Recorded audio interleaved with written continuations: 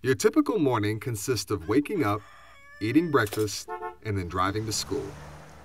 After school, you work on homework, eat dinner, and then head to bed. This series of events may seem routine and effortless to an individual, but what about the series of events taking place within your body?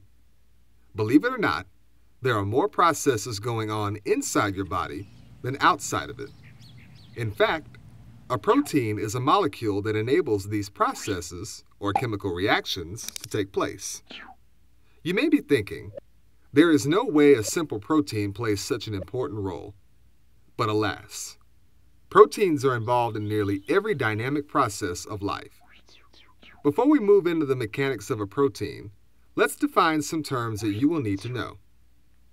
A protein is a molecule that works with other cells to complete a specific function. Proteins make use of polypeptides, or chains of amino acids linked together, to form one functioning molecule.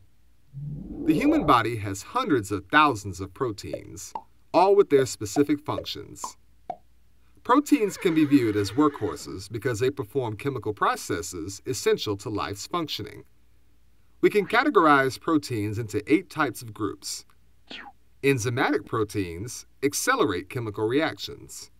Defensive proteins fight against diseases.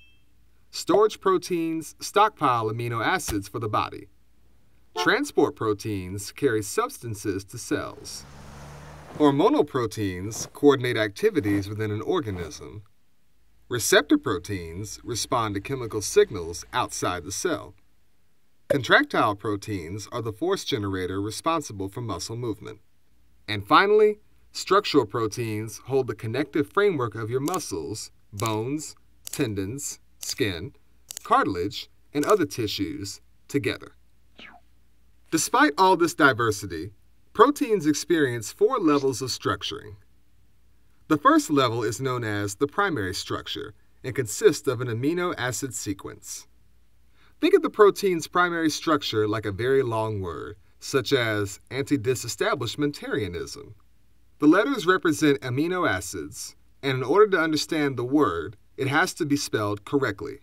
If one letter or amino acid is incorrect, the word or primary structure could take on a different meaning, like changing anti-disestablishmentarianism to anti-disestablishmentarianism. The primary structure depends on this amino acid sequence. The amino acid sequence is composed of DNA, which determines the protein's function. So, DNA creates amino acids, and amino acids create the primary structure. Next, in the secondary structure, the protein's layout is shaped by the hydrogen bonds between the units of the polypeptide backbone. The polypeptide backbone is the repeating sequence of nitrogens and carbons from the amino acids. They follow the format nitrogen, carbon, carbon, nitrogen.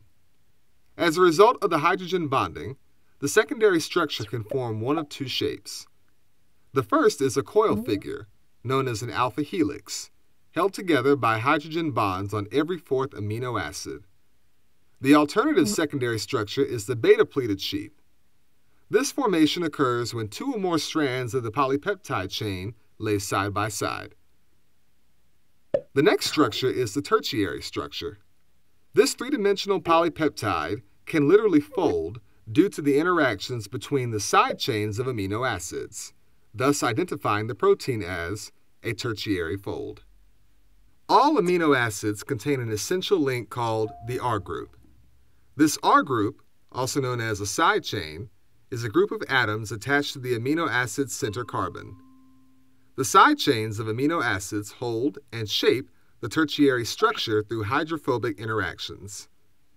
These hydrophobic interactions cause side chains of the polypeptide to bend inside the protein away from water. It is important to note that a hydrophobic interaction is created when there is a lack of nonpolar molecules mixing with water molecules. The quaternary structure is the last level of structuring. It is similar to the tertiary structure, except a quaternary protein consists of multiple polypeptide subunits. Think of the quaternary structure as multiple tertiary polypeptides squished together. What is the purpose of a protein's structure? Well, a protein's three-dimensional structure is directly dependent on its function. For example, when a protein attacks a virus, it will bond with an antibody to mimic the shape of the virus. This shape mimicking occurs by the protein coiling its polypeptide chain into the desired configuration. Then, the protein and a linked molecule work together to complete the task, like attacking a virus. So much is happening in your body every day.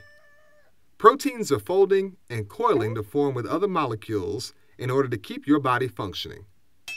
Whether the proteins are fighting off diseases or transporting essential nutrients, proteins are always active. So the next time you have a busy day, try to imagine your life as a protein.